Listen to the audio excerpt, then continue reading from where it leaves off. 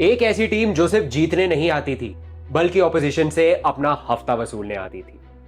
Ricky Ponting और इस Australian team की कहानी ही कुछ ऐसी थी, जहां हर ऑपोजिशन, हर एक दिग्गज खिलाड़ी इनको फेस करने से कतराता था या मैच शुरू होने से पहले ही इस टीम के सामने अपनी हार मान लेता था।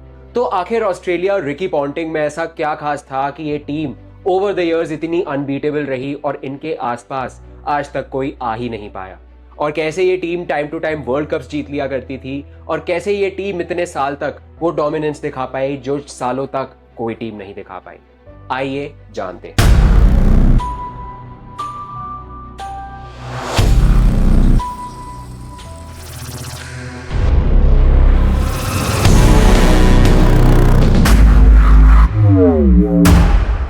ऑस्ट्रेलिया का डोमिनेंस सिर्फ एक दिन में नहीं बना था। रिकी पॉन्टिंग से पहले भी ऑस्ट्रेलिया के पास हमेशा से लेजेंडरी कैप्टन्स और लेजेंडरी प्लेयर्स ही रहे हैं। चाहे हम एलन बॉर्डर की बात करें, जिनके अंडर 1987 में पहली बार ऑस्ट्रेलिया ने वर्ल्ड कप उठाया था, या स्टीव वॉ की बात करें, जिनकी कप्तानी में ऑस्ट्रेलिया ने 1999 का वो वर्ल्ड कप जीता था। और उससे पहले मार्क टेलर तो थे ही, जिनके अंडर ऑस्ट्रेलिया एक काफी अच्छी टीम लगती थी। इन सब के होने की वजह से ऑस्ट्रेलिया हमेशा से एक ऐसी टीम थी जिसको हराना काफी ज्यादा मुश्किल था।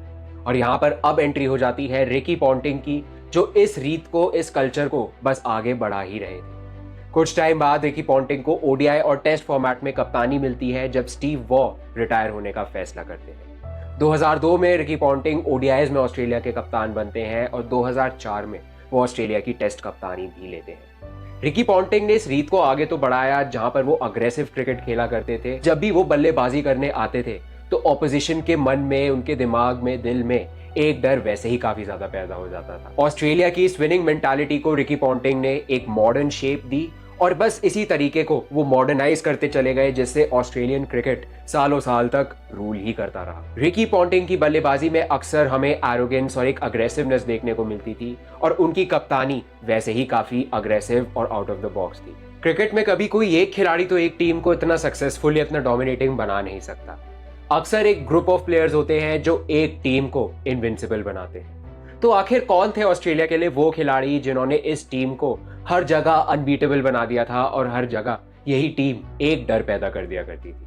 तो सबसे पहले शुरू करते हैं ऑस्ट्रेलिया के बल्लेबाजों से। ओपनिंग पर आते थे मैथ्यू हेडन, जो कि एक पावर हाउस थे। जब मैथ्यू हेडन बल्लेबाजी शुरू करते थे तो बॉल एक फुटबॉल की तरह और उनकी कद काठी देखकर तो लगता था कि वो अकेले ही सारे बॉलर्स के छक्के छुड़ा देंगे और कोई भी बॉलर उनके सामने कभी टिक भी नहीं पाएगा। जैसा उनका गेम प्ले था, जिस अग्रेसिव तरीके से वो खेलते थे एज एन ओपनर, वो उनको सबसे अलग बना दिया करता था, और उनका ऐसा इम्पैक्ट रहा वर्ल्ड क्रिकेट पर जो शायद ही कोई ओपनर मैच कर पाया। अगर हम जस्टिन लैंगर की बात करें तो वो भी एक फाइटर रहे, जिन्होंने हर मुश्किल सिचुएशंस में रन्स बनाए और कभी भी अपने टीम के लिए वो लड़ना नहीं भूले। पेन के साथ खेलना, पेशेंस रखना एक ऐसी क्वालिटी थी जस्टिन लैंगर की जो उनको सबसे अलग बनाता था। फिर नंबर 3 पर आ जाते थे इस टीम के बादशाह, इस टीम के किंग, रिकी पॉन्टिंग। नंबर 3 एक बहुत ही इंपॉर्टेंट पोजीशन होती है, चाहे आप टेस्ट क्रिकेट की बात करो या ओडीआई क्रिकेट की बात करो, और नंबर 3 का परफॉर्म करना और कंसिस्टेंटली रन्स बनाना बेहद जरूरी बन जाता है। रिकी पॉन्टिंग भी वही करते थे, जहां वो अग्रेसिव तरीके से बल्लेबाजी तो करते थे और उनके पुल शॉट्स सीधा स्टैंड्स को जा लगते थे। ऐसे ही कुछ और रिकी पॉन्टिंग अपनी बल्लेबाजी, अपनी कप्तानी से बना चुके थे, जहां पर हर टीम इनको खेलने से डर जाया करती थी और एक ऐसी स्टैंप ऑफ अथॉरिटी से खेला करते थे खिलाड़ी, जहां पर ऑपोजिशन के पास कोई चारा ही नहीं होता था। रिकी पॉन्टिंग ने इस टीम को सिखाया कि कैसे हमें आंखों में आंखें डाल के ऑपोजिशन के खेलना है, और मैच शुरू होने से पहले ही एक मेंटल बैटल में अपने ऑपोजिशन को छोटा फील करा देना है। उसके लिए रिकी पॉन्टिंग ने सब कुछ किया, चाहे अपने बल्लेबाजी से रन्स बनाना हो ऑपोजिशन सामने, चाहे कोई भी हो, चाहे इंडिया हो, इंग्लैंड हो, साउथ अफ्रीका हो। रिकी पॉन्टिंग का बल्ला और उनकी कप्तानी हमेशा ऑन पॉइंट रहता था और कभी भी वो अपनी बल्लेबाजी से नहीं चूकते थे। और कप्तानी तो उनकी हर मैच में ऐसी रहती थी जहां पर दूसरा ऑपोजिशन का कप्तान या वो टीम गैस ही नहीं कर पाती थी कि इनकी नेक्स्ट चाल होने क्या वाली। इसके अलावा अगर हम मिडिल ऑर्डर की बात करें तो वहां पर मिस्टर क्रिकेट माइकल हसी हुआ करते थे, एंड्रयू साइमंड्स हुआ करते थे, माइकल बेवन हुआ करते थे, जिनसे बेहतर फिनिशर तो शायद ही वर्ल्ड क्रिकेट में कोई आया है। और एक ऐसा पावर हाउस बैटिंग यूनिट बन चुका था इस टीम का, जिसमें बस आप एक एडम गिलक्रिस्ट को और ऐड कर दो तो बात ही बन जाती थी। एक ऐसे डायनामिक विकेट कीपर बल्लेबाज जो जानते थे कि अपने दम पर गेम को चेंज कैसे करना है। जिस तरीके से वो वाइट बॉल क्रिकेट में ओपन करते थे और ओपनिंग से ही ऑपोजिशन को बाहर कर दिया करते थे और अपनी स्टंपिंग, डिसमिसल, विकेट कीपिंग से सबको चकमा दे दिया करते थे, मुझे नहीं लगता वैसा खिलाड़ी ऑस्ट्रेलियन क्रिकेट या वर्ल्ड क्रिकेट में भी हमें वापस कभी मिलने वाला है। एडम गिलक्रिस्ट ने तो एक अलग ही ट्रेंड सेट कर दिया था, जहां पर बल्लेबाज सिर्फ सरवाइव करने के लिए खेलते थे या इस पल को काटने के लिए देखते थे कि बस ये पीरियड निकाल ले, हम ये मैच जीत जाएंगे या बचा लेंगे। एडम गिलक्रिस्ट इस माइंडसेट से आते थे कि भाई मैं तो आऊंगा और सीधा तोड़फोड़ ही शुरू करूंगा। और उनकी विकेट कीपिंग की तो हमने बात कर ही ली कि कैसे वो अपनी विकेट कीपिंग, अपनी स्टंपिंग, डिसमिसल से बल्लेबाज या ऑपोजिशन को चकमा दे दिया करते थे। तो ऐसा कॉम्बो तो ऑस्ट्रेलियन क्रिकेट को आगे मुझे नहीं लगता कभी मिलेगा। और हरभजन सिंह ने भी एक बार कह दिया था कि अगर आप इतनी मेहनत करके इनके खिलाड़ी आउट कर भी देते हो तो नंबर 7 पे एडम गिलक्रिस्ट की बल्लेबाजी आ जाती है। तो ऐसे ही ऑपोजिशन के काफी क्वेश्चंस रहते थे कि भाई हम और क्या करें, क्योंकि इस टीम में कभी भी बल्लेबाजी खत्म नहीं होती थी या टीम की बेंच स्ट्रेंथ भी इतनी स्ट्रांग थी कि जिसको आगे मौका मिलता भी था वो भी एक मैच विनर बन जाया करता था। और एक ऐसा टूल हो गया था इस टीम के पास कि चाहे कोई खेले या ना खेले, ये टीम सिर्फ डोमिनेट ही करती थी। रन सिचुएशंस पे ये टीम जीत कर ही आती थी, वरना आती ही नहीं। ऑस्ट्रेलिया की बल्लेबाजी में कितना दम था ये तो हम सब ने देख ही लिया। अब चलते हैं उनकी गेंदबाजी की तरफ। उनकी गेंदबाजी में अगर हम सबसे पहले ग्लेन मैकग्रा की बात नहीं कर रहे हैं तो वो तो बहुत गलत होगा। ग्लेन मैकग्रा लाइन और लेंथ के एक ऐसे प्रोफेसर थे जो कि जानते थे कि उन्हें कहाँ गेंदबाजी करनी है, किस टप्पे पे गेंदबाजी करनी है और कब तक करनी है। इन सब की बहुत अच्छी नॉलेज थी ग्लेन मैकग्रा को और एक बहुत अच्छा सेंस था कि उनको कैसे गेंदबाजी करनी है। शायद यही उनकी ग्रेटनेस थी, यही उनका कैलिबर था जो उनको सबसे अलग बनाता था और आज तक इस जनरेशन में हमें उनसे बेहतर गेंदबाज देखने को नहीं मिला। और इसी वजह से वो बार बार विकेट चटका दिया करते थे, इंपॉर्टेंट क्रूशियल मोमेंट्स पे डिलीवर कर दिया करते थे, अपनी गेंदबाजी से मैचेस ऑस्ट्रेलिया के नाम कर दिया करते थे। इसके अलावा एक और स्पिन के जादूगर थे इस टीम में जिनका नाम था शेन वॉर्न। उनकी एक बॉल इतना दम रखती थी कि वो उससे पूरा का पूरा मैच पलट सकते थे और जिस तरीके से वो स्पिन गेंदबाजी करते थे वो अपने आप में ही एक आर्ट थी, एक कला थी जिसका शायद कोई कंपैरिजन ही नहीं है। और शेन वॉर्न जैसा गेंदबाज भी हमें शायद अब कभी देखने को नहीं मिलेगा जो अपनी गेंदबाजी से बैम्बूजल कर दिया करता था बल्लेबाजों को। उसी वजह से किसी भी बल्लेबाज के पास कभी भी कोई जवाब नहीं रहता था कि वो उनकी फिरकी को कैसे खेले।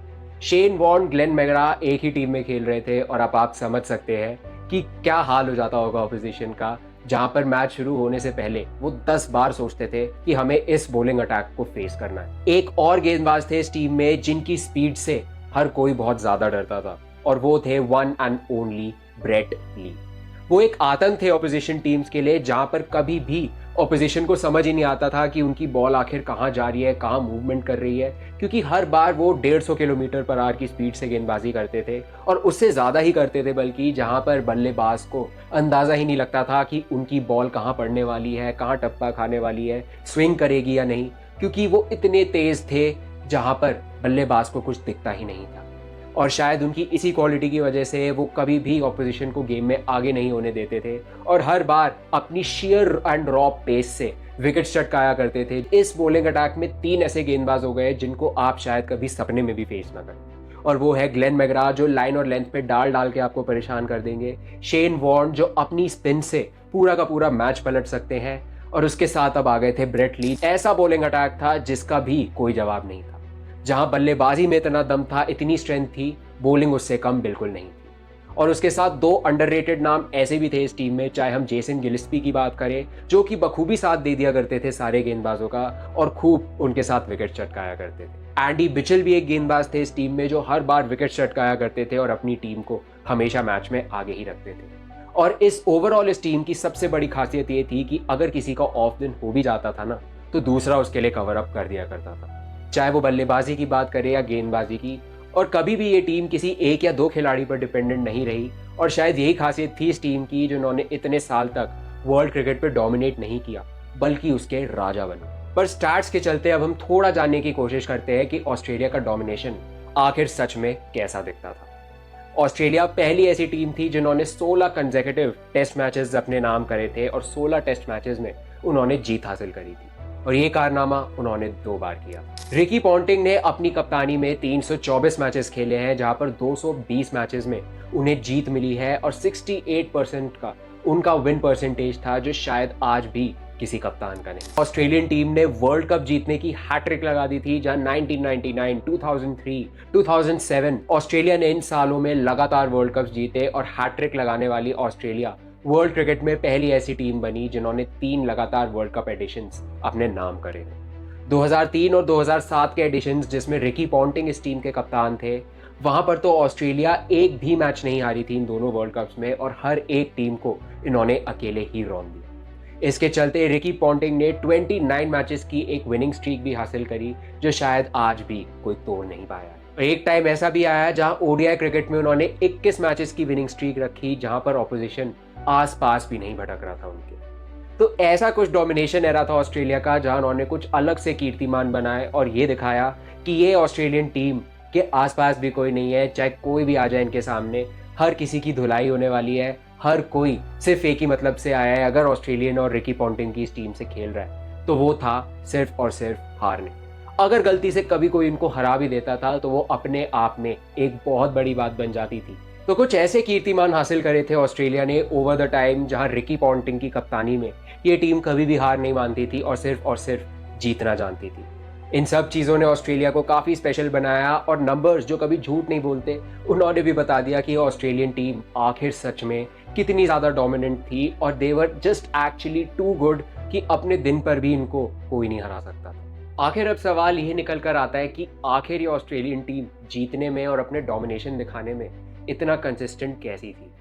हाँ, इस टीम में प्लेयर्स ऐसे थे जो अपने दिन पर टीम को मैचेस ज़रूर जिताते थे और साथ में एक ऐसा कोहेजन बन गया था जो सिर्फ और सिर्फ इस टीम को जिताना जानता था। पर सिर्फ प्लेयर्स ही काफ़ी नहीं थे इस टीम के लिए। एक ऐसा आदमी था जिसने बिहाइंड द सीन्स काफ़ी ज़्यादा हर प्लेयर के ऊपर इतना काम किया, जिसने उस प्लेयर को अपने तरीके से सक्सेसफुल ही बना दिया, और वो थे इस टीम के head coach John Buchanan. John Buchanan पहले ऐसे कोच थे जिन्होंने स्पोर्ट्स साइंस, स्पोर्ट्स साइकोलॉजी का भरपूर इस्तेमाल किया और टेक्नोलॉजी के चलते उन्होंने ऑपोजिशन की वीकनेसेस आइडेंटिफाई करी, उन्होंने अपनी प्लेयर्स की स्ट्रेंथ्स आइडेंटिफाई करी और उनको एक पर्सनलाइज स्ट्रैटेजी बनाकर दी कि उनको अपने गेम में क्या सुधार लाना है, अपने गेम को कैसे बेहतर करना है और ऑपोजिशन की क्या खामियां हैं, वो उनको अलग बनाता था हर किसी से। Computer analysis, data driven planning, ये सब जॉन बुकानन की खासियत थी और इन्हीं तरीकों से जॉन बुकानन ने ऑस्ट्रेलियन क्रिकेट को बदल के रख दिया और वो पहले ऐसे कोच बने जिन्होंने स्पोर्ट्स साइंस का भरपूर इस्तेमाल किया। और एज अ कोच उनकी सिर्फ एक ही फिलॉसफी थी कि if it's not broken then rebuild it and make it stronger. इसका मतलब ज़रूरी नहीं है कि अगर कोई चीज़ ख़राब नहीं हो रही है तो उसको बेहतर करने की ज़रूरत नहीं है। तो चाहे आप कितना भी अच्छा खेल रहे हो, कितना भी अच्छा कर रहे हो, पर आपको नए तरीक़ों से अडैप्ट करना पड़ेगा, आपको नए तरीके बार बार आजमाने पड़ेंगे, जिससे आप टाइम टू टाइम बेहतर होते रहें और ये टीम कभी भी पीछे ना हटे। जॉन बुकानन का सिर्फ एक ही मोटिव था कि वो हर प्लेयर को उनकी कंफर्ट जोन से आगे निकाले और उनको कभी भी कंप्लेसेंट ना होने दे। कभी भी ऐसा ना सोचने दे कि उन्होंने तो अब क्रिकेट में सब कुछ अचीव कर लिया है और टीम अभी जीत रही है तो उनको अपने अंदर कुछ बदलना ही नहीं है। टाइम टू टाइम खुद को इम्प्रोवाइज़ करना, खुद के अंदर चेंजेस लाते रहना। जॉन बुकानन ने पूरी कोशिश करी कि वो इन सब एस्पेक्ट्स पे ध्यान देंगे और इस टीम को कभी भी कंप्लेसेंट या फिर कभी भी ओवर कॉन्फिडेंट नहीं होने देंगे। तभी इस टीम ने इतने लंबे समय तक वर्ल्ड क्रिकेट में सिर्फ और सिर्फ डोमिनेशन ही दिखाया। ऑस्ट्रेलियन टीम अपनी बल्लेबाजी या गेंदबाजी से तो मैचेस जीता करती थी, पर एक और टैक्टिक ऐसे यूज़ करते थे वो जो ऑपोजिशन को मैच शुरू होने से पहले ही धराशाही कर दिया करती थी, और उसका नाम था मेंटल डिसइंटीग्रेशन। इसका इजाद करने वाले थे ऑस्ट्रेलिया के एक और काफ़ी सक्सेसफुल कप्तान स्टीव वॉ। उनका मानना था कि ऑपोजिशन को मैच शुरू होने से पहले ऐसा डिमोटिवेट कर दो, ऐसी स्लेजिंग उनकी कर दो कि वो यही सोचे कि वो इस टीम से आखिर खेलने ही क्यों आए। बार बार वो ऑपोजिशन को स्लेज करते रहते थे, उनको परेशान करते रहते थे और शायद इसी वजह से ऑपोजिशन शायद पहले ही हार मान लिया करती थी और अंत में हमें ये देखने को मिलता था कि ऑस्ट्रेलियन टीम जीतने लग जाती थी। तो यही टेक्निक सिर्फ स्टीव वॉ ने ही नहीं, रिकी पॉन्टिंग की ऑस्ट्रेलिया ने भी कंटिन्यू करी और आने वाले कुछ टाइम में आज भी ऑस्ट्रेलियन टीम यूज़ करती है, जहां पर कभी भी अगर ये मैच में पीछे होते हैं तो ये स्लेजिंग से या फिर माइंड गेम से ऑपोजिशन को चैलेंज करने का सोचते हैं। इसका सबसे बड़ा एग्जाम्पल ये है जहाँ रिकी पॉन्टिंग ने ब्रायन लारा को स्लेज किया था और बोला था that your batting is putting me to sleep. Brian Lara ने तो उस वक्त कोई जवाब नहीं दिया, बट कुछ टाइम बाद उन्होंने एक ऐसी सेंचुरी बनाई जिन्होंने ऑस्ट्रेलिया को इस मैच से बाहर ही कर दिया था। तो कभी कभी उन पे भारी पड़ जाता था, पर उनकी यही मेंटालिटी और यही टैक्टिक्स ये दिखाती थी कि ऑस्ट्रेलियन टीम जीतने के लिए कुछ भी कर सकती है और ये नहीं देखने वाले कि इसमें सही क्या है, गलत क्या है, एथिकल क्या है। ये सिर्फ और सिर्फ हर कॉस्ट पर जीतना चाहते हैं और उसके लिए ये टीम मर मिट भी सकती है। कि उनकी अग्रेशन का फ़ायदा तो होता था, पर कभी कभी ये बैकफायर करता था, बट फिर भी ऑस्ट्रेलियन टीम ने इसी रीति रिवाज को कंटिन्यू रखा। जब भी हम कभी ऑस्ट्रेलियन टीम और उनके सक्सेसफुल एरा के बारे में बात करते हैं तो हमारे मन में अक्सर Ricky Ponting, Matthew Hayden, Adam Gilchrist, Brett Lee, Shane Warne जैसे खिलाड़ी आते हैं जिन्होंने ऑस्ट्रेलिया को बहुत ज़्यादा सक्सेसफुल ज़रूर बनाया, पर कुछ ऐसे अंडररेटेड खिलाड़ी भी इस टीम में ज़रूर थे जो हर बार इस टीम के लिए कंट्रीब्यूट करते थे। चाहे वो जस्टिन लैंगर हो या डैमिन मार्टिन हो जिन्होंने 2003 वर्ल्ड कप के फाइनल में इंडिया के खिलाफ 88 रन्स की नाबाद पारी खेली थी जहां पर उनका फिंगर फ्रैक्चर हो गया, फिर भी उन्होंने बल्लेबाजी करी। और उसके साथ हमने एंडी बिशल और जेसन गिलिस्पी की भी बात करी जो 2003 वर्ल्ड कप में बहुत ज़्यादा इफेक्टिव थे, इम्पैक्टफुल थे। और एंडी बिशल ने तो इंग्लैंड के खिलाफ उसी वर्ल्ड कप में 7 विकेट लिए थे और 34 रन की एक अहम पारी भी खेली थी। तो ऐसे खिलाड़ी हमेशा से इस टीम के पास थे जो क्लच मोमेंट्स पे परफॉर्म करना जानते थे और शायद यही खासियत थी इस टीम की जो उनको बाकी सबसे बहुत अलग बनाती। लिटरली ऐसी बात थी इस टीम में कि हर बंदा कभी ना कभी इस टीम में अपना हाथ ऊपर कर लेता था और मुश्किल सिचुएशन से भी इस टीम को मैचेस जिता दिया करता था। इस ऑस्ट्रेलियन टीम ने सक्सेस तो बहुत हासिल कर ली थी, पर कंट्रोवर्सीज ने इनको कभी नहीं छोड़ा। 2003 वर्ल्ड कप का फाइनल जो ऑस्ट्रेलिया और इंडिया के बीच में खेला गया था, वहां पर रिकी पॉन्टिंग ने 140 रन की एक नाबाद पारी जरूर खेली और एक मैच विनिंग पारी खेली, पर उससे काफ़ी ज़्यादा कंट्रोवर्सीज ये उठ गई जहां इंडिया में लोग बोलने लगे कि रिकी पॉन्टिंग की बल्ले में उस दिन स्प्रिंग था और वो इसीलिए इतने अच्छे शॉट्स खेल पा रहे थे और उनका हर शॉट बाउंड्री पार कर रहा था।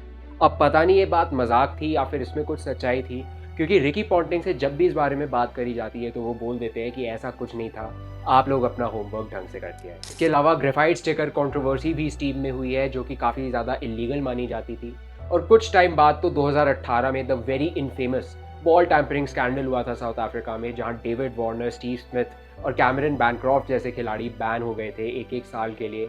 और वहां पर भी उनकी नेगेटिव टैक्टिक्स थोड़ी बहुत नजर आई जहां उन्होंने सिर्फ और सिर्फ मैच को जीतने के लिए उन्होंने बॉल टैंपरिंग करी और सैंड पेपर से उन्होंने बॉल को रोल किया। तो कुछ ऐसी टेक्निक्स भी उन्होंने यूज़ करी जो कि नहीं करनी चाहिए थी और कभी कभी रूल्स का पालन इस टीम ने नहीं किया। और ये तो हमें 2007-8 की बॉर्डर गावस्कर ट्रॉफी में भी देखने को मिला था जहां पर अंपायर्स भी साथ देते थे इन खिलाड़ियों का और रिकी पॉन्टिंग अपनी टीम के लिए जीत जान से लड़ जाते थे और गलत डिसीजंस पे भी अपनी टीम को सपोर्ट करते थे। तो इससे ये बात तो साफ हो गई कि ये टीम की एक अलग ही मेंटालिटी थी और जीतने के अलावा ये कुछ सोचते ही नहीं थे, जिसकी अच्छी बातें भी थी और थोड़ी बुरी बातें भी थी। और ये टीम कभी ना कभी कंट्रोवर्सीज में तो फंसती है। तो थोड़ा डिसिप्लिन की कमी हमें कभी कभी देखने को मिलती थी जहाँ रूल्स काफ़ी तोड़े जाते थे। रिकी पॉन्टिंग तो इस बात को काफ़ी डिफेंड करते थे और कहते थे कि हमारे टाइम पे तो बहुत ज़्यादा डिसिप्लिन होता था, बट फिर भी हमें देखने को मिला कि रूल्स बहुत तोड़े गए थे इस ऑस्ट्रेलियन एरा में और आज भी कभी ना कभी टूट ही जाते थे। रिकी पॉन्टिंग की ऑस्ट्रेलिया एक डायनेस्टी थी, एक जगरनॉट जो सिर्फ और सिर्फ जीतना जानती थी और इसी वजह से ऑस्ट्रेलिया शायद वर्ल्ड क्रिकेट की सबसे डोमिनेटिंग टीम बनी। इसके अलावा हमने ये भी देखा है कि कैसे इस टीम ने over the year sports science, technology, sports psychology और कई अन्य चीज़ों का यूज़ किया, जिसके चलते ये टीम ओवर द ईयर्स भी काफ़ी सक्सेसफुल रही। उस टाइम में इस टीम ने वर्ल्ड कप, चैंपियंस ट्रॉफी सब कुछ जीता और आज भी ये टीम आईसीसी टूर्नामेंट्स तो जीत ही जाती है। और इसके अलावा हमें ये देखने को मिला है कि एक नेवर गिव अप मेंटालिटी, एक ऐसा डीएनए आज भी इस ऑस्ट्रेलियन टीम में है कि चाहे कोई भी प्लेयर खेल रहे इस टीम में, फिर भी ये टीम आज भी जीतने का एक तरीका निकाल लेती। तो शायद इन्हीं टैक्टिक्स और इन्हीं मेंटालिटी की वजह से आज भी ऑस्ट्रेलियन टीम इतनी स्ट्रांग है और शायद आज भी इनको हराना काफ़ी ज़्यादा मुश्किल होगी। तो चलिए आज के लिए बस इतना ही। अब आप हमें कमेंट्स में बताइए कि आपको ये वीडियो कैसी लगी और क्या आपको लगता है कि T20s के चलते और जिस तरीके से टेक्नोलॉजी अब इवॉल्व हो रही है और क्रिकेट में यूज़ हो रही है, क्या आपको लगता है कि इसको यूज़ करके कोई टीम बहुत ज़्यादा सक्सेसफुल बन सकती है अब और एक ऐसा एरा ला सकती है जैसा इस ऑस्ट्रेलियन टीम का था? आप हमें कमेंट्स में ज़रूर बताइए। और अगर आपको ये वीडियो पसंद आया हो तो please like, comment, share and subscribe to my channel and keep watching the cricket show with Sid.